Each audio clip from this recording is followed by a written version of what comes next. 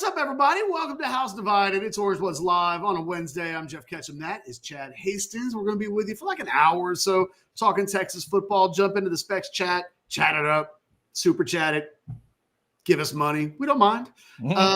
Like, comment, subscribe to the page. We appreciate all those things. We really like your subscription. We like all of it. Just start clicking buttons. Chad, it's been a few days. It has. Good to see you. It's good to see you. Not a lot has happened in the sports world, though, really. It's not like I've missed a lot. We're still waiting for Texas to deal with its running backs coach vacancy, which, you know, given that they're in a dead period, I think Steve Sarkisian's probably been like, you know what if I went to Cancun and did some job interviews? Like, I think that, you know, there's not a real rush to get that done. There's a rush to get it done, but I don't think it's quite the same thing as the DB's coach was. And yet I find myself thinking less about the coaches and more about the offense. I was talking to you earlier today about the column that I wrote over the weekend, and it just kind of dawned on me, man, for all of the hype that this Texas team is going to have in 2025, and I think there's a really good chance they're going to be a preseason number one, at least for a lot of people. Maybe not a consensus. Maybe it's too early to know what a consensus number one looks like, but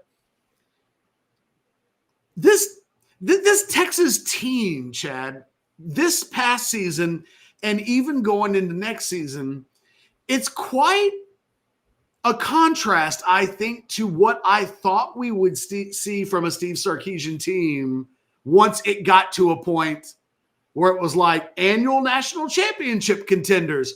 I feel like we could have closed our eyes and imagined what that team would look like, and it's actually not the team or not yet the program that exists. Yeah, and the numbers do kind of flesh it out, and you got into them in your 10 thoughts for the weekend. We'll invite everybody to go check those out at orangebloods.com, of course. Also, we invite everybody to do what Matt did. Matt just reached into his pocket. Matt, we love you. $5 super chat, just money. Thank you, Matt. That's it. Sometimes it's that simple. It's just money. And tear in my eyes what that's doing. It is. And sometimes, Catch, the clickbait works a little too well because we set the show up today and text guy hit us with this before the show even started. Yep, all hope is lost. UT will be a basement dweller in 25, whatever. See, sometimes it just swings too far the other way. But yeah, to your point, Catch. You know, on a different day, that would have elicited a rant. But yeah, right. Yeah, but no, we're not. Yeah, that's okay. We can rant later. But you know, to your point, careful, guys. It's been a loaded week. Like, this might not be the day to poke the bear. Knowing who we're talking about here, if I tell you, you know, back-to-back Final Four appearances, that head coach calling offensive plays, you kind of think you know how it breaks down. And then, like you said, it's not really what we saw, but as soon as I saw your 10 thoughts, Catch, I thought, oh, this is a show at some point, because it really is a wild look at what's coming back to this team, how that talent has been graded out, and what you can expect, the big E word we always use, but what you try to expect out of this 2025 offense specifically. Well, and the thing is, you know that everybody's replacing guys. You can get so lost in the weeds of your own school that you cover or professional team that you cover that, you know, you lose sight of it. This isn't the NFL where it's like, hey, next year the Eagles get to bring everybody back basically, and then they get the draft. It's, you know, there's a big flush of the roster, a big influx of talent, and everybody's going through it. But when you look at this Texas offense, and the thing is, I think the Texas defense is going to be elite. Like, there's a legitimate conversation, I think, to be had about will next year's defense be better than this year's defense? And this year's defense was one of the best defenses in the modern era of the sport for Texas football. So, you know, it's real easy. I can close my eyes and see this team playing in the playoffs next year, and it looks a lot defensively like this past year's team, except maybe even more playmaking. The offensive side of the ball, I keep getting lots of these questions, Chad. Buy or sell? The Texas offensive line at the end of 2025 will be better than the offensive line in 2024. Yeah.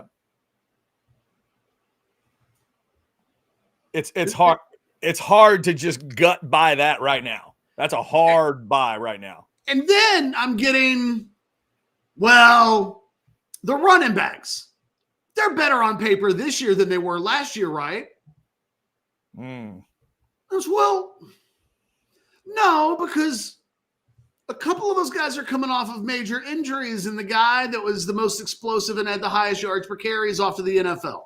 So, no, we can't do that. And then someone asked me in buy or sell if I thought the tight end position in 2025, right now in February, with returning talent, looks better than it did in 2024 because Gunnar Helm was kind of an unproven player at this point last year. And I was like, well, no, because Gunnar Helm played almost 500 snaps in 2023, and they did a bunch of 2 tight end sets, and he was always on the field. And that Texas doesn't have that. That's not what Jordan Washington is coming into this next season. He's not a guy that was the number 2 that's now bumped up to the number 1, or even the number 3 that's bumped up to the number 1. It's something different than that. And so as you go through the Texas offense, it's a major work in progress. And I looked at Pro Football Focus's grades. I don't know what made me do that this weekend. I mean, it's the middle of February. You know, as you're thinking about like what can be one of my sections in 10 Thoughts from the Weekend. And I thought, I'm kind of curious how many players Pro Football Focus thinks, and this really centered. You know what the real inspiration behind this was, Chad? I was writing about DJ Campbell, and I wondered which of the Texas 5 stars in the program had the lowest PFF grade of them all. You want to take a shot? Of the guys coming back? On this year's team, offense or defense, the player on the Texas roster that was rated as a 5-star prospect in high school, but had the lowest PFF grade this season. Wow. I might have tried to cheat and ask if Baxter could have been a part of it, but I guess with the injury, he couldn't. Because that grade would have been, I guess, nothing. Is it Campbell? It's Campbell. Now, you know, Ryan Wingo was a 24/7 5-star. He was slightly lower. Kobe Black, depending on the service, slightly lower. But if we're talking about the guys that were consensus 5 stars, it would be DJ Campbell. And it kind of goes to this discussion. And once I looked that up, I just looked at the offense as a whole. Texas on offense returns 1. So PFF's grading tiers kind of go like this. 70, anything that's 80 or above is elite, really. Anything that's between in the 70s is really good. For instance, on defense last year, guys that were in the 70s, Anthony Hill, Malik Muhammad, Baron Sorrell, Trey Moore, good players. You get into the 60s, and in theory, these are supposed to be, they're kind of solid, but some of these grades will never make sense. And for instance, offensively, these were players that ranked in the 60s last year on offense for Texas. Isaiah Bond, which when you consider that he played almost half the season on one leg, I guess it makes sense that he would have started out in one place, and then by the end of the year, he had so many bad reps where they were just using him as a decoy that he eventually – DJ Campbell, Ryan Niblett, Cam Williams, who, to be fair, had 500 penalties this year. If you eliminate the penalties, different deal. DeAndre Moore, Ryan Wingo. Gunnar Helm was one of the lowest rated players on the Texas team, which I don't understand. They hate him. And then Cole Hudson is like the lowest rated player on the offense. Trey Wisner is the only guy coming back that scored above an 80 with a season grade at an 80.8. Now, Arch Manning, 88, which, you know, is one of the reasons why I maybe played that guy. The only other offensive player coming back to the team this season that played on last season's team that was above a 70 Jarrett Gibson. Yeah, that one floored me. That it's Arch and those two running backs. And that's it. And look. Yeah. DeAndre Moore, Ryan Wingo, those are good. You know what I mean? Like, right. This is a team with good, talented players, good players, but it's startling to look at next year's team on offense in terms of returning contributors. Yeah, I would have hoped, Catch, if I'm a Texas fan, that one of those two receivers, and Moore would be the first one I'd think of. First off, I would have thought the PFF score by the end of the year with Moore and Wingo, I would have thought that DeAndre Moore would have separated himself a little more from Wingo. Pardon the use of the word Moore. Yeah. Right? That's number one. And number two, I would have hoped that he could have walked himself into that 70 or higher discussion that you're talking about. So clearly those are two guys that. And look, these grades, this is not an endorsement of PFF. They're okay. Like I like to use them just because they give us non-subjective data points. Right. Now, Tex guy, of course, would agree with, Alex Dunlap said sometimes they've got Trevor Gooseby with a 62.6 and Cole Hudson with a 61.7. Cockamamie. Yeah. With a capital C. not the little one from here, but the big one. But I bring up the data points to just kind of hammer home that next year's offense is a major work in progress as we sit here in the middle of February. It is a changeover at quarterback, a massive turnover at wide receiver. You lose your top 3 tight ends, and you lose 4 out of your 5 offensive linemen. And I think the offense is going to be good. Like, that's not really the point. I think it's fascinating how much benefit of the doubt that Texas is getting on that side of the ball with Arch Manning when, if this were Oklahoma or A&M or someone else with this much turnover, I think we would look at those schools and go, well, the one thing you can't give is benefit of the doubt. We might be able to say that offense's upside is incredible. We might be able to say Arch Manning might win the Heisman. We might be able to say that there will be 8 NFL players on this offense when it's all said and done. But you can't give it benefit of the doubt to some degree. And people are, and I am too, I suppose, right? Like I think this team's going to be really good. I think Arch Manning's going to be great. I think a number of these players that didn't grade out great a year ago will do better.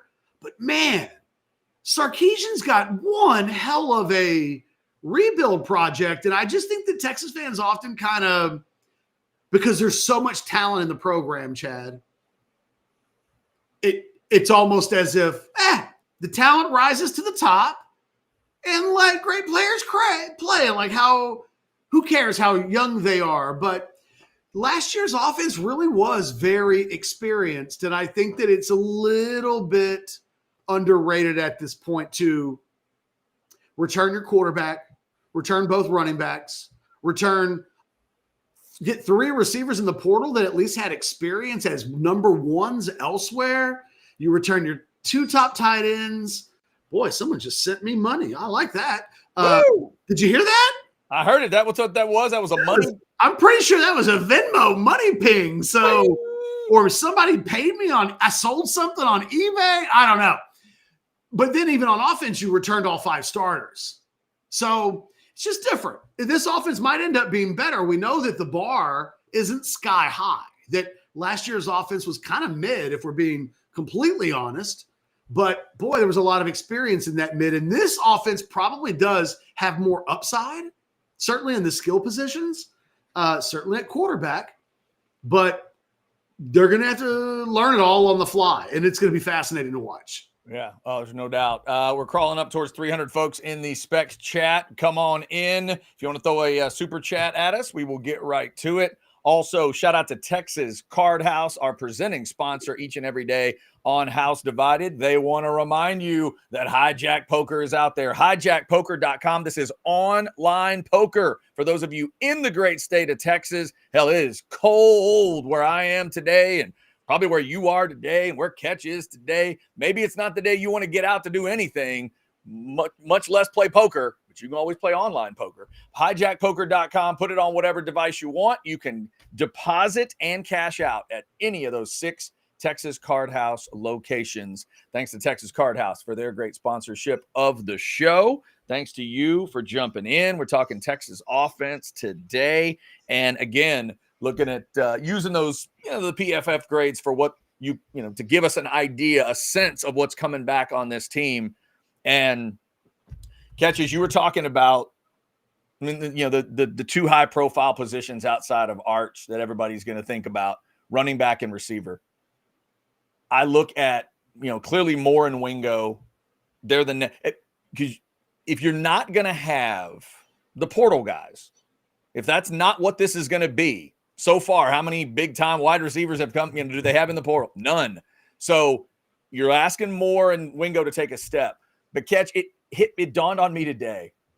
Is there a more important player on this whole offense other than obviously 16? But is there maybe a more important guy in terms of development and production than Baxter? Oh, yeah, there's like 5, 10 guys. I mean, because I don't even know if Baxter's good. And he's coming off of a major injury. Like, he'll be 12 months removed at the start of August from that injury. I guess the question maybe I'm asking is, based on what you saw from Wisner. Like, I'm not even counting on Baxter. So you're trusting Trey Wisner to be able to run back another 1,000-yard season? No, but he's the best back they have by a considerable margin at this point. Okay. If there's another Trey Wisner, what he proved last year to me is miles ahead of what CJ Baxter did as a true freshman. But CJ Baxter played hurt as a true freshman. We know that there's a lot of talent inside that kid, but coming off of a major knee injury, and the thing about knee injuries is sometimes guys come back and it's like, oh, it doesn't look like he's ever missed a day. And then some guys come back and they're Jonathan Brooks. And, it's like, well, it took 12 months or 13 months or 14 months. And sometimes it takes guys 24 months to completely get all the way back. So, no, I think, this is so harsh. Baxter's at the back of the line for me. Like, not at the back of the line of the running back position, but if we were talking about the offensive players and the importance of them, and if we took Arch out of the equation, I would list at least 4 wide receivers ahead of CJ Baxter today. That Ryan Wingo developing into a number 1 or DeAndre Moore. And then because they haven't gone into the portal yet, they really need Khalil Lockett or Jamie French or Dalen McCutcheon or Michael Terry. Like, I suppose it's not just the 2 highest rated guys that could be the guys, but to me, Arch needs toys. And one of the things that slowed Texas down towards the end of last year is the wide receiver position was kind of mid, that the injuries stacked up to such a degree that and then even by the end of the national championship game, you didn't have, or not the national championship game, but the semifinal. I think it gets lost that Texas almost came back and wins and is competitive in that game. And they didn't have Matthew Golden. They didn't have Isaiah Bond. We were at a point in the game against Ohio State where Texas is trying to win that game without those 2 guys. And you can't ask Arch to do that. I think it was asking too much of Quinn to do that. Quinn was at his best when we were at the beginning of the season saying things like the Joker and Batman. Where does he get all of these toys? Arch needs toys. And so I think the wide receivers matter. Jordan Washington is more important than CJ Baxter because they got to have somebody that can play tight end. They are going to play 2 tight ends 50+% of the time next season. That's what Steve Sarkisian does. And they don't even have one yet that's completely proven. So, and we know that they went into the portal and tried that. And then when you look at the offensive line, no offense to CJ Baxter, but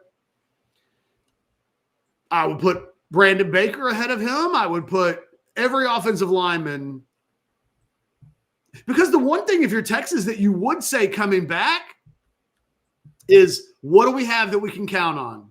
Well, Trey Wisner looks like he should probably be in consideration for preseason All SEC. If we were talking about guys next year that should be getting that kind of interest, non-quarterback division, by the way, I'm absolutely fascinated by who's first team All SEC quarterback preseason. Who do we think it's going to be? Is it going to be Manning or Lagway? He's not going to do anything crazy like Pavia. No. Man, damn. Who's preseason first team All SEC when we're at SEC Media Days in June? Wow. I mean, my gut would be Lagway without looking at. I would have to look at. I mean, he's played more, and I haven't looked at. I'd have to look at the numbers. My gut tells me it's Lagway, but my gut just didn't show off very much. So I don't know if my gut can be. I don't know if my gut can be trusted. The thing is, I don't know that there is a right answer. Yeah, my gut. I know that I think Arch and Lagway are a cut above everybody else. Would the South Carolina kid get the vote of confidence at this point until the other guys prove themselves? Yeah, Brian threw in his name. That's interesting. And I had not thought of him as being that guy. Nobody's taken Sellers over those two guys in a draft. And I don't think it's that guy, Chris. Nobody said no. Chris. Not that guy. Nussmeier is not going to be first team All SEC. No. By the end of the year, is he going to be playing better? They hope, but I don't think. Could Nussmeier be a first round draft pick? Yeah, he's got all kinds of talent, but no, Sellers. It'll be either Sellers or Manning or Lagway. Oscar says they'll go with Nussmeier or Nico. Nico sucked last year. Lagway. I don't think. No, Oscar, I know why you say that, but Nico sucked. Like, Nico wasn't good. And I think everybody's underestimating the hype inside the SEC for Manning and Lagway. And I don't mean to completely change the conversation here, but, the excitement for Manning and Lagway, that's not coming out of Austin. I mean, it is, but that's not the genesis, and that is not where the main – it's coming out of Atlanta. It's coming out of Nashville. Mm-hmm. It's coming out of the state of Florida. Like, everybody's gassed up to see these two guys. And I wonder, as we get closer to the season, I wonder what that conversation sounds like. Does anybody – because there's no Carson Beck. Like, I almost vomited in my mouth just then when someone said Nico. And Nico, to me, is a little bit like Nussmeier. Like, he could end up being a first-round draft pick. I'm not dismissing his natural physical ability, but he's not a good football player. Yeah. Not yet. Yeah, I think you might have started a little quarterback conversation. We'll get into that. And also, there was a super chat that came in from H-Dog, $4.99. Going to the casino this weekend. What's the better bet, an Arch Heisman or a Texas national championship? Ooh. I'm saying the Natty. What's the better bet? Well, what are the odds right now? Let me look them up. Yeah, no, that's a fair question, H-Dog. Look at, Hold on. You paid your money. I'm going to look it up. So right now, Manning's 7-1. And Texas. Well, if we were answering this question of who's first team All SEC based on Heisman odds, Arch Manning would be number one. Nussmeier has the second best Heisman odds. Wow. In the country behind Manning and just ahead of Cade Klubnik. And ahead of Jeremiah Smith. Whoa. Damn.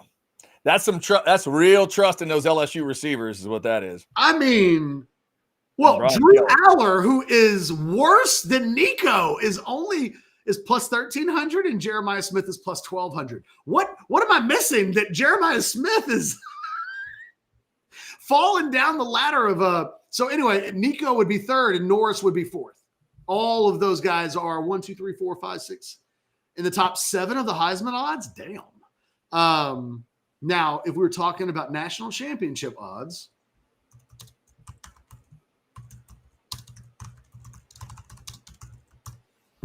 Texas is plus 550. The better bet's Arch. You're getting 7-1 as opposed to 5.5 to 1. And I think the Arch getting better odds, and I think there's actually a better likelihood that Arch would win the Heisman than at this point Texas win the Heisman or win the national championship. Don't be mad at me, people.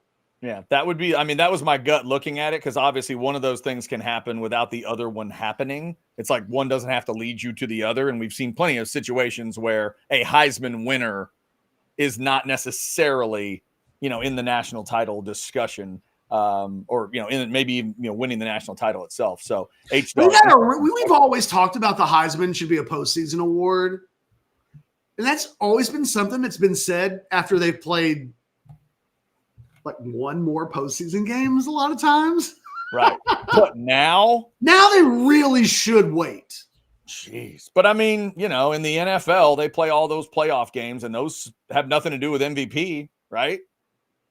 Like the MVP is still a regular season award in the NFL, right? It's touche. I mean, I've heard people say that. Why don't you wait till after the Super Bowl? Why don't you wait till after the World's, like I think baseball might be the only one I can think of where we don't find out, No, that's fair. The awards till after. But then again, I think those votes are all in before they finish the season. Maybe it was made more sense to wait when there was only one more game, because there was just one more game. So you might as well just wait and see what the last thing that happens is. Right. Yeah. As opposed to waiting to see what the last 15 things to happen are. That's true. Because then it's a much longer wait, and the offseason really gets weird. All right. If you guys want to throw a super chat at us, we will get to those. Rolling through some offensive discussion today, and maybe sidebarring into an SEC quarterback discussion. You never know. We also file that one away for like 3 days from now. Maybe not today. We may need it. We may need that. We may need that between now and Jeff. What are you doing? We may need that for some slow day, or when I start talking running backs. One of the two. Also, we want to thank our great partners around here, like AV Consultations. We talked about it the other day in terms of Super Bowl jealousy. Did you have it with a neighbor, a family member? It's like Ketch has talked about, right? When it's the thing that I said that he kind of stopped on was like, what if you have a family member like mom, dad, aunt, uncle, grandma with a better TV than you, with a bigger TV, bigger screen? It's clearer, it's brighter. They have a speaker set up, and you're just really jealous of that. Man, we went over and watched whatever the movie was, right? Independence Day or Star Wars or Dune or whatever. And it's like, man, it was awesome. And that was at Aunt Gladys's house. Aunt Gladys can't have a better TV than me, bigger TV than me. AV Consultations can make sure you get up to the standard and beyond. 255-8678 or go to avconsultations.com. They've been doing it since 1988, long before Aunt Gladys had that screen. So get your new screen, bigger screen, your movie room you've always wanted with AV Consultations. All right, talking some Texas O today. And let's see, this one came in earlier, Catch, I kind of liked from Matt. Offense will be hard to defend with the talent on the outside, the running back room, plus the quarterback can run and has a cannon for an arm. There will be mismatches. I do get a little, you've said this too, I feel a little shiver up the spine when someone mentions Arch's feet. And how much are you? Too, but I'm not gonna nitpick Matt on this today. But Quinn could run. I mean, he did it against Texas A&M. He did, much to his chagrin. What did you think when that happened? Remind me, because that felt like the most unlikely event of all of the things that happened that night. Oh, yeah, it was a huge moment, especially that long scramble. That's the one I'm talking about. That first long scramble, it's not like Michael Vick did that, but it was an It was a low level, wait a minute, that's going to be a part of the discussion too. The worry was already there, the concern was already there, it just added to it. But to Matt's point here, Catch, and to the bad point I tried to make earlier, when he types running back room, I think maybe that's where my focus is when I was thinking Well, I about. don't even know what, Matt, you're going to have to tell me, what does that mean? Because I think it's right. But that's kind of the point I was trying to make, Catch, in terms of, and I think you're correct, but the way I phrased it was incorrect in terms of Baxter. But I guess what I'm thinking of is who's joining Wisner? Who is an impactful running back that's going to be helping Wisner out? And I start looking around and I'm trying to figure out who's that guy. well, and now that it might have to be Baxter, or, like, could a guy like James Simon, a true freshman, be a total wild card, or a Ricky Stewart? Are you asking Gibson to, just like we talked about Moore and Wingo, are you asking Jarrett Gibson to, I mean, you said he's got if PFF would tell us he's at least got the grade, right? Well, no, he had a 71. He's got the grade above 70 on offense, with maybe, since he has that highest grade of, guys coming back other than Wisner and Arch, is he the guy you would say, oh, no, you can count on it? He is not the guy I would say that about. Yeah, and I wouldn't either. So that ultimately, I guess, is what I'm trying to compute when I think of this offense. Well, look, in a perfect world, Texas would add a game breaker at the running back. And look, maybe we're having this conversation. There's some thought. Ryan Niblett is a really interesting guy because he comes in as a slot receiver right behind. Well, he comes in with DeAndre Moore, and those guys battle it out, and DeAndre Moore just wins that job. Then it's a hell of a thing to lose. You have a niche position. You lose that job as a freshman to a fellow freshman, and then that guy just remains as the starter. And then other guys are coming in, right? So it's like, I got beat out for a job, and then Texas just keeps recruiting receivers. Well, we know they moved him to running back last year, and then he had a little bit of the Keelan Robinson role, but that never really took off.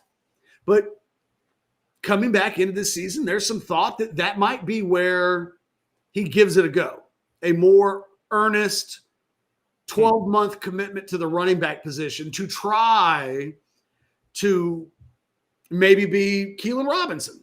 And, there was a moment 3 seasons ago where we were like, Keelan Robinson's the starting running back in the Alamo Bowl. So, yeah, I dug Keelan Robinson. I kept waiting for that moment where I got to say, aha, Keelan and it just never quite happened the way I thought it would. No, he's not an NFL roster. Yeah.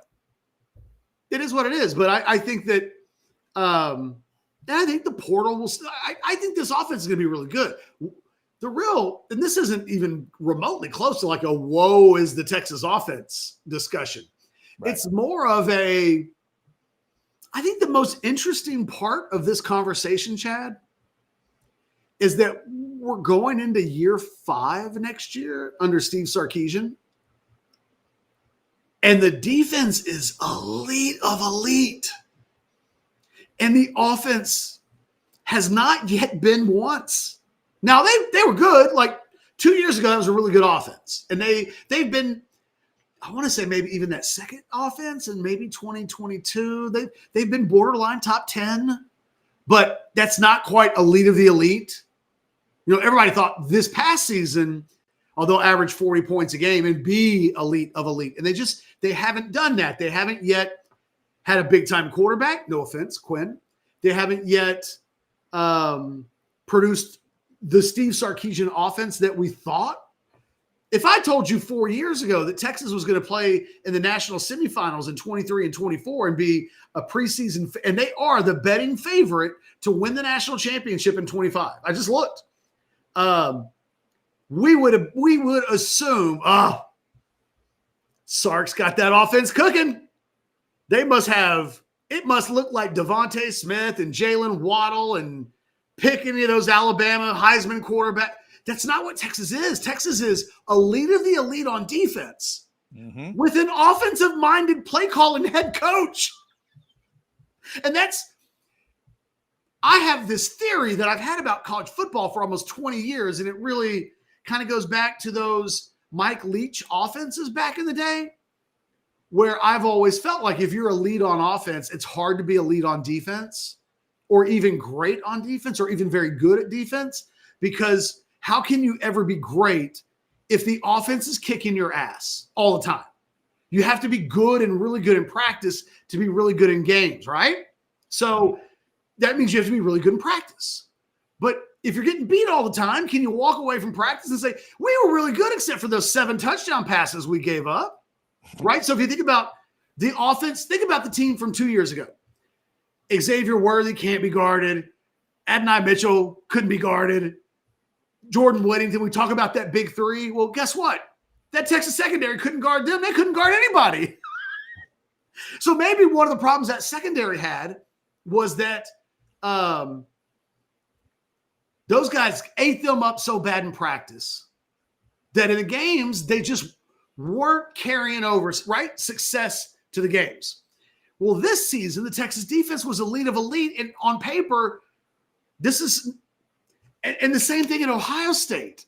Crazy that these offensive-minded coaches have been carried by these otherworldly defenses when that's not been the way of college football for really much of the last 30 years. It's been really hard to be elite on both sides of the ball. And it's rare when you really see it. I mean, think about Oklahoma. What have we talked about Oklahoma for much of the last 15 years when they had Heisman quarterback after Heisman quarterback after Heisman quarterback? We talked about how bad the defense was. Yeah. But part of that defense's problem was that every day that offense was cooking its ass in practice.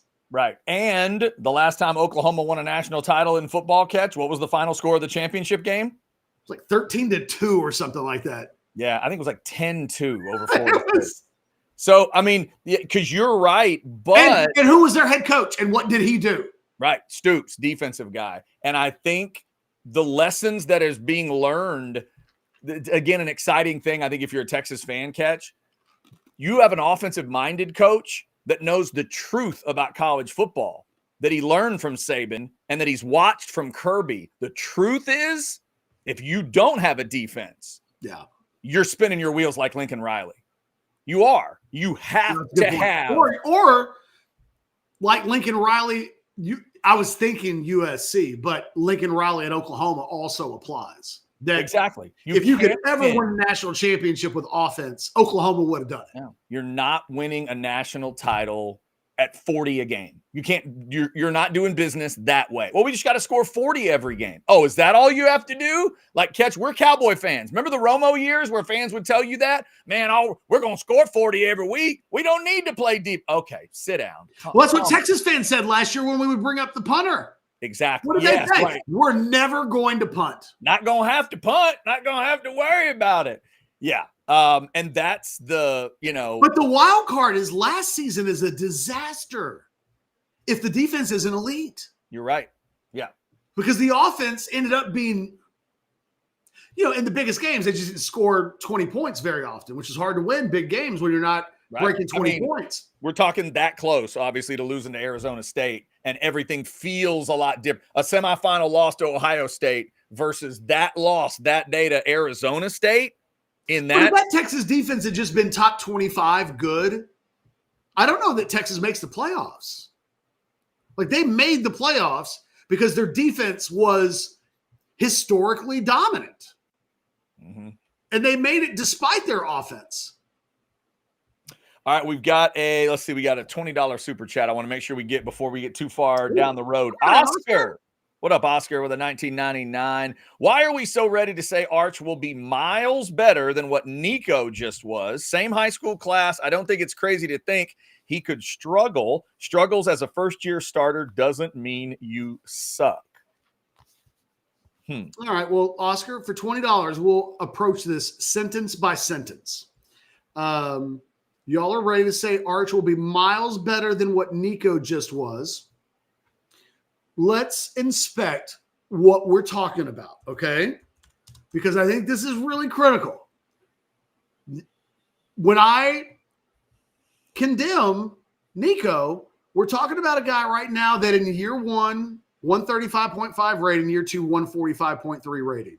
So that's pretty mid for a second-year guy. But the big thing was in the big games, he was awful. Nico was awful in the playoff game against Ohio State. Oh, he was bad that day. He was awful. He was 14 of 31 for 104 yards. Yeah, it didn't look that good. And then he eats up the Vanderbilts and the UTEPs of the world, but he was 103 against Georgia. He was 117 against Alabama. He was 108 against Florida. He was 104 against Arkansas. I think Nico's going to be a first-round draft pick when it's all said and done, but he's not a good player yet. Look, Oscar, same high school class, but I rated Arch Manning as a better prospect. So same class, I don't view them as the same thing. Same position. And no, it's not crazy to think that Arch would struggle, except I think it's important to, like, Nico's going to be a third-year quarterback next year. So will Arch. Like, we're beyond first year. Now, he will be a first-year starter, but even Arch has started games now. So if Arch isn't good next year, then everything about Arch Manning was just, like, wrong. This Arch, we could be slow in judging Arch if he plays as a true freshman in 2023. Or last year we would cut it. It's year 3. He was the number 1 player in the country. There are no kitty gloves here. He's supposed to be the number 1 draft pick in the NFL draft in 2027. And for whatever that rating number means, Catch, when you're talking about the 130s and 140s for Nico, Arch is living in what, 180 land, something like that? Yeah. When you put, and again, like Arch hasn't played the teams that Nico has played. Correct. And not near the number of games. I get that part. But just so everybody understands, like, that's, that's kind of the comparison. Oscar, thank you for that. It's right or wrong. Not a guy I had thought of in a comp with Arch. But we'll see where that quarterback discussion ends up. All right. If y'all want to the thing about college football, Chad, and this is really true in the SEC, because we were just talking about this with Nussmeier. I feel like I can name 10 guys all across the country that have first round upside as quarterbacks, but have just been kind of guys as players on the field so far in their careers. Drew Aller is another perfect example of that. He's awful. He's legitimately terrible. He's got top 7 Heisman odds, and we know that Penn State's returning a lot of guys, and that if you're the quarterback on a highly ranked team, it is what it is. But Drew Aller, Nico, Nussmeier, I mean, there really aren't that many high-end quality guys last year at the quarterback position. And a lot of them are gone now. So it's an even, I think, more barren position where we're left with a lot of guys that I think people will defend. You know who else is like another one of these guys? Connor Weigman. There's a whole bunch of these guys that we look at and go, they haven't been good yet. Jackson Arnold's another example, like really talented guy. If you were to tell me in 3 years from now, Jackson Arnold ended up being a first or second day NFL draft pick, I'd go, oh, a little bit like Spencer Rattler, right? Like even Spencer Rattler, a guy that a lot of people in the chat right now dogged and was like, oh, he sucks. I mean, he's in the NFL. He's starting games. Now, admittedly, as a rookie when he shouldn't have been, but like not a guy without talent. And I just think whether we talk about Nico or Nussmeier or even Sellers, who I'm really high on, I thought you could have made a case at the end of the season he was the best quarterback in the SEC. Mm-hmm. A lot of these guys, though, all of them have to take steps. And Arch is the one thing where you would say I think Arch is even with all of these guys. They all got to take steps. And you can say, well, he's taken more steps than Arch. It's like, yeah, but he hasn't taken the big steps, so I don't care. Like, what do I care if Nico got to 6 or 7 first? These guys are trying to get to 8, 9, and 10 in their performance levels. So did Nico get to 5 before Arch? Yes. Did Nico get to 6 before Arch? Yes. Did Nico get to 7 before Arch? Yes, I think so.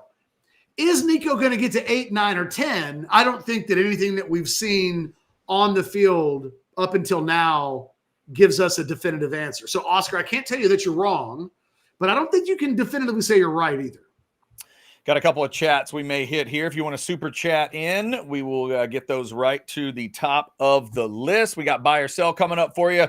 Before we wrap it up, also thanking some of our great partners like Sinus and Snoring Specials. It's cold as hell where I am today. It's probably the same for you guys. I'm in the 20s today. My wife has a job, bus driver, that has her up early anyway. Today, it was up early in like 15, 20 degree weather.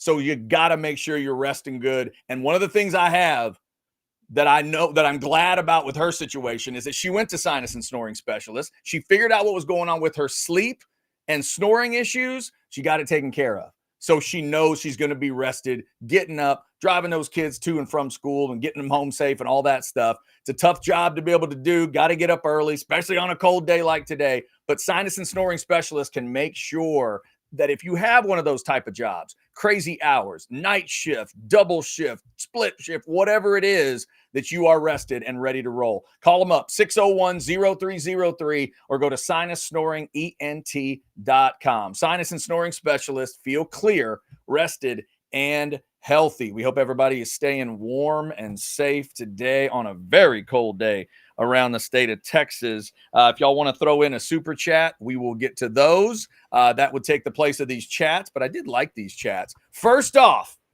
Catch, I want to get your reaction to Stanley. Stanley says, Quinn looked like Case McCoy running the ball versus Arch looks more like VY. LOL. Whoa. Stanley. We ready? Stanley? Stanley. You ready to go that far? Stanley. Are we ready? Stanley. Now, to be fair, let's lay this math out, Catch. Maybe, again, let's take Stanley at his word. Quinn. No, I know what he's saying. Right? Quinn. He's not ever allowed to do that. You're never allowed to do that. Arch, more like, yeah, that's because he could turn around. Stanley could turn around and say, Catch looked like Case McCoy running the ball, where Quinn looked like VY, right? Mm-hmm. But the thing is, just like you can't say Michael Jordan in basketball, you just can't say Vince Young running the football. You can't. There's just, yeah. By the way, I have a buy or sell question for you. Yes. Involving 80s women's tennis players that I'm actually one of them is kind of 90s, but I'm quite excited about it. One of them is definitely 90s. I'm definitely excited about that. I was actually thinking about women's tennis. It's a cross-generation hotter than, yes. You and I, you're on the same wavelength because I was thinking women's tennis. Margaret Court, hotter than, just kidding. There you go. That's what I'm talking about. All right, may grab a couple of those chats going through. Thank y'all for jumping in. Almost 500 of you in the Specs chat. Remember, Specs has that wine sale going on for you. It is ooh la la time. Get ready. Ooh la la, what a fabulous selection. I think I found my perfect pairing. You and Specs low prices. Specs huge wine sale going on now. They made the Specs rabbit blush. That is George Lucas stuff right there. It's just impressive. So impressive. All right. So the couple of these others I liked, Catch. Back to the running back discussion. We haven't talked about this guy. Nate says, any word on how Christian Clark is healing up? Catch was really high on the dude. No, man. That dude's coming off of an Achilles tear. Yeah. Like, ask me this question again in 12 months. Yeah. Yeah. Like, I think the thing, let's hope Christian Clark is a Division I athlete in 9 months. Yeah. Because that's such a, I mean, some guys, and it's not like it used to be, but you know, if you tell me that guy's career is over, I mean, it's a tough one. For a running back, that's a tough injury. And I have no idea. So Yeah, here's the question, Catch. In 190 something days when they go to Columbus, if you and I say to Sark, you know you got Wisner, who's the other guy? What's he going to tell us right now? I think it'll be some combination of Baxter and Gibson. Because we have talked about his feelings towards Baxter, what he thinks of Baxter, but then it's like the time frame, as you mentioned. Is it fair to ask Baxter to be ready to roll in Dallas for OU? Maybe. Is it fair for him to be ready in Athens later on in November? Yeah, that's to me. Maybe. But to me, OU should be the goal for let's have CJ Baxter hitting his stride. You know what I mean? Think about it like this. On August 31st is the entrance of the exit ramp for Baxter, and there's a speed limit sign that says 35 miles an hour entering the ramp. Mm-hmm. But by October, get his ass on, the left lane of the toll road. So the other impactful going to take guy a little bit of time. In Columbus is a wild question to me, where if they had the 3 non-conference games, those warm-up style games first, it's different. Going to Columbus right away, I just wonder who that other guy is in Sark's mind. And again, that's probably why, I guess, for some reason, Baxter's just been on my mind today. I'm like, what can you possibly expect out of him? And would Sark tell me he can expect it that quickly? I'm not sure. All right. Thank you all for the chats and the super chats. Catch, I'm kind of liking Stanley as a chatter because he's going out on limbs. He's making statements. I don't know if I agree with it, but I love it. The difference to me is the supporting cast, and Texas has much better players around Arch, and it's not close. Yeah. There you go. Come on, Stanley. Let him know. Tell him. What are we talking about again? And what did Stanley say? Well, Stanley's made the Vince Young comparison. That's right. Stanley was the Vince Young comparison guy. So what does that have to do with that? I think there were I'm assuming these are two different worlds of discussion for Stanley, but yeah, much better players around Arch, and it's not close. Hey, we'll see, Stanley. We'll see. They're losing some stuff on offense, though, right? Helm and the receivers and the offensive line. I literally don't know what he's talking about. I know. I'm not. Stanley, if you want to send us a little extra on that. Every I Texas saw fan. Matthew Golden listed as a first-round draft pick, and Kelvin Banks listed as a first-round draft pick. And by the way, Isaiah Bond's going to be a second-round draft pick. And Catch, I can't wait to ask Chance Mock tonight on Outsiders, Mr. Buffalo Bills fan. Does he like the idea of Matthew Golden with that 30th pick in the first round? That's where Daniel Jeremiah's got him mocked right now. You think a Bills fan should want that? Oh, yeah. Are you kidding? Matthew Golden with Josh Allen would be a little bit like letting Xavier Worthy. Not quite the same thing, but man, that would be giving that guy one hell of a toy. Yeah. Would. So, yes. I agree. I totally agree. All right, that cleans us off of the chats. Catch, are you ready to do a little buying and selling, sir? I am ready to do a little buying and selling. All right, you want to go first or second? I'll go first today. My questions aren't awesome, so let's Okay. just knock them out. Buy or sell number one. The Four Nations face-off final. You're in. Yeah, buy. I'll check it out tomorrow night, 7:00 after the fights with USA and Canada in the last game, and just the overall interest of. I was hoping it would be USA and Canada in the finals, so yeah, I will definitely peek in. Buy or sell number two. Blake Gideon will coach at Texas again before his career is over. Oh wow. Blake Gideon will coach at Texas again. I will sell that. For some reason, I got like a major Apple Whitish kind of path for Blake Gideon. I think there could be a head coaching job at could be like a coordinator job at one of the at a higher program, but ultimately it lands at kind of a head coach at a lower program situation. But I don't think he comes back to Texas. No. Fair enough. Buy or sell number three. Wouldn't that be a story, though?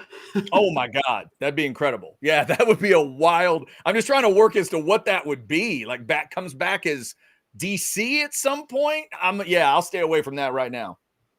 Don't know what happened to my fifth question. I must have accidentally deleted it. Buy or sell number 3. And I can't even completely remember what it was. Liverpool plays in 30 minutes. You're aware of that.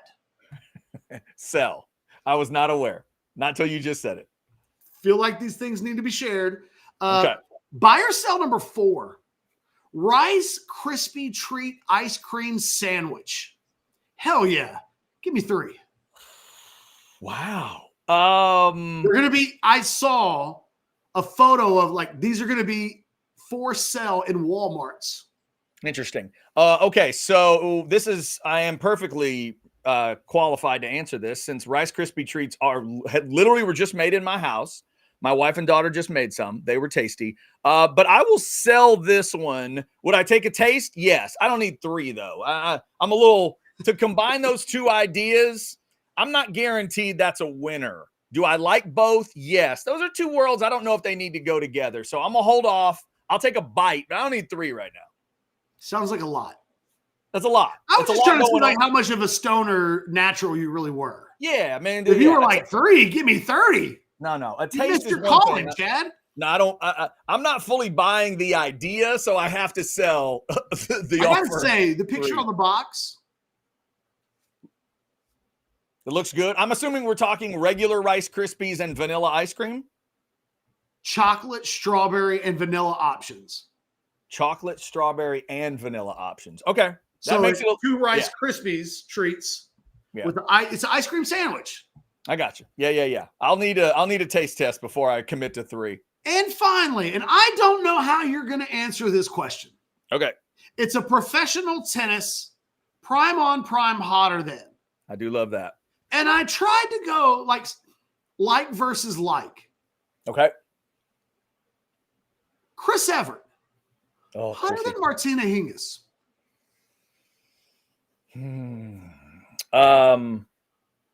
Yeah, I'm going to buy. Both very attractive in their own way. Both have their own thing going on. Martina and both have, here's why I like the comparison. They both have that like hot robot vibe going on, which I think like eventually Venus Williams kind of perfected it.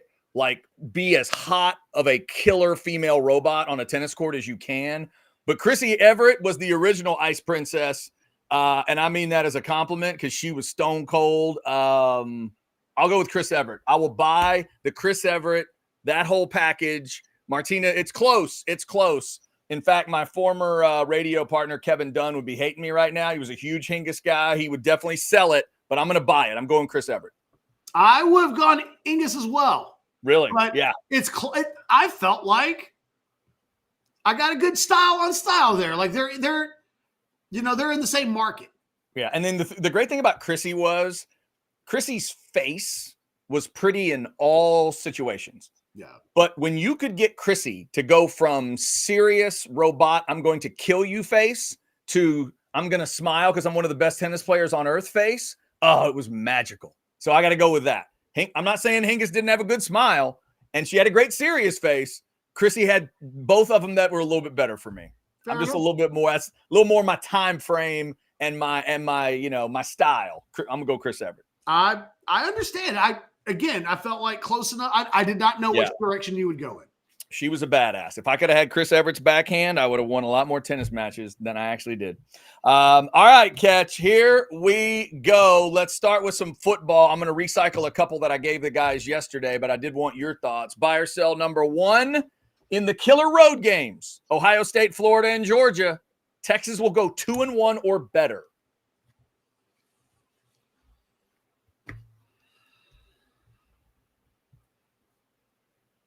Buy. I reserve the right to change my mind, but for now, buy. Gotcha. 2-1 is what it feels like to me. Yeah, interesting the way that schedule sets up around those 3 games. All right, Catch, buy or sell number 2. We haven't talked about it at all, but the NBA All-Star Saturday and Sunday got 2+ hours of your attention. Sell. You misspelled minutes. Yeah. I didn't watch any. Yeah. I didn't watch a single second. Now, I saw McClung's dunk afterwards. So But you wrote hours. Yeah. I saw like a couple of clips. I literally have seen no highlights. No. Didn't Carl Anthony Towns shoot a 3 from the logo? No. Sell less than 2.5 minutes. Okay, fair enough. All right, Ketch, this one was interesting to me. I want to get your thoughts since you're a hardball fan as well. Major League Baseball going to experiment with a ball strike challenge system in spring games. You are all for it. Bye. Yeah, tinker around in spring training. I don't care. I heard somebody yesterday, they're talking about like ways to jack. Somebody said, I saw a clip where somebody was like, I love the idea of a dunk being worth 3 points in an NBA game. And I was like, that is bizarre sounding. Mm-hmm. But I'd watch a preseason NBA game where they tinkered with those rules. Right. You check it out just to see. Check it out. What does it look like where in a basketball game where dunks count as 3 points? I don't know. I have no idea what that looks like, but it kind of feels like some dudes would be going for dunks. Yeah, I would be willing to try that, Catch, as long as they would also give 4 points to any jumper between 8 and 20 feet. Do that, then I want to see what kind of basketball we get. Can I get 4? Now you've got everybody messed up. Give them 4 points for a 15-footer. Can I get that? I need the elbow jumper to come back. Just made some minds explode. I know. I'm so sorry. All right, there you go. Look for that this spring in Major League Baseball. All right, Catch, birthday time. Buy or sell number 4. Jeff Daniels is 70 years old today. When I say his name, you think of something other than Dumb and Dumber. Yeah, bye. Really? What comes to mind immediately? What's crazy is Dumb and Dumber wasn't the first thing that like came to mind at all. Right. Like, I had several movies pop into my mind. Okay.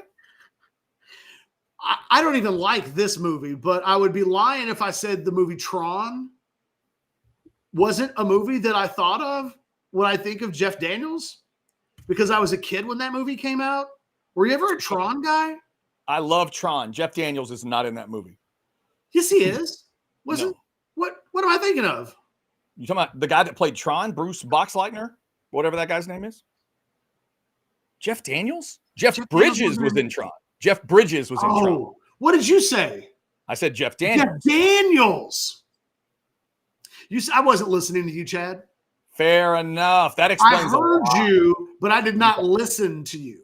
Gotcha. Okay. So when I say Jeff Daniels' name, you think of something other than Dumb and Dumber. You must have been freaking out because you thought I was putting Jeff Bridges in Dumb and Dumber, which would not be true at all. Do you know the answers? I'm going to sell because you said Jeff Daniels again. And the very first thing that popped into my mind was the scene in Speed when he knows he's about to blow up. Okay. So it's a buy for you. You do think of something other than Dumb and Dumber. Okay. Gotcha. I'm not listening to you at all, am I? Sorry. No, look, okay. Man, Liverpool plays in 27 minutes. 27 minutes. That's fair. It's understandable. That's a good one. Speed should have been the thing that pops in my head. Sadly, it's still Dumb and Dumber, though. Maybe that's not sad, but it's just the first thing that pops in my head. He was also great on that show, The Network. Is that what they call it? Yeah, it was awesome. I mean, he's so good. Happy birthday to Jeff Daniels. The Martian, recently, I remember rewatching that, and he's awesome in that movie. All right, Ken. I like Pleasantville. Good call. Pleasantville's a really good movie. He was also in Arachnophobia for you sort of horror fans back in the day, I think. All right, Catch. Here we go. We'll finish out with just a musical test for you. Buy or sell number 5. Chapel Roan is 27 today, and you know who she is. Yeah, he's an offensive tackle for Texas Tech. Duh. What do I win? What do I win? I am so glad I came up with No, that I do know who Chapel Roan is. Okay. Are either of your children into Chapel Roan? I don't believe so. I've never. You know what though? They're on YouTube, so the answer to that's probably yes, and I am just completely unaware of it. Gotcha. Yeah, Chapel has really blown up over the last year or so. 27 years old today. Do you have a favorite Chapel Roan song? In the little bit that I've listened to, I mean, the catchiest one is Pink Pony Club. I'd have to go through the list. There's probably a couple more I might say I thought were better songs, but in terms of like catchy pop and what she's attempting to do, Pink Pony Club is pretty damn good. That's pretty damn good tune. My kid is a big fan of hers. All right. I think you want to take a guess at mine? Your favorite Chapel Roan, excuse me, Chapel Roan song? Yeah, you asked. I have one song that a couple of years ago I thought was one of the 10 best songs of the year. Okay. I don't know enough of the names of the songs to give a good guess. So tell me what it is. Well, it's a big one. Red Wine Supernova. Red Wine Super. Okay. I think I might have heard that one. I think she's played that one for me. That is a good title. That's a wonderful title and a good song from what I remember. Ask your daughter to play it later. Okay. She's solid. She's very good. All right. Catch, before we get out of here, do me a quick favor. Before you get into total Liverpool mode. It's too late. No, too late? I was just on Prize Picks putting in wagers. I was going to ask if when you watch Liverpool, do you ever combine Rogue Shop and Liverpool? Does that ever happen? I'll do it right now. I mean, yes. Dude, I get high and I'm chill, man. And I don't think people realize, my wife would have people believe that I'm a goddamn maniac during Liverpool games. And you know why? Because like 3 or 4 times a game, I'll have like a reaction where I'm like, Right. But it's not like I don't stand in front of the TV. I don't like. Do you do this a lot? No. This.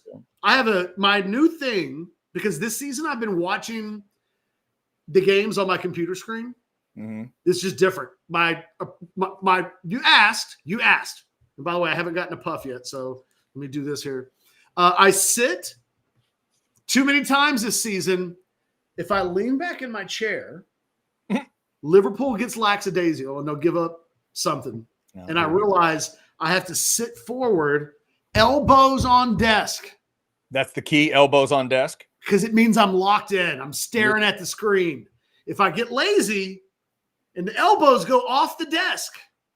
Okay. Doesn't have anything to do with what you're wearing. It's not like there's a lucky jersey involved. It's just about body posture.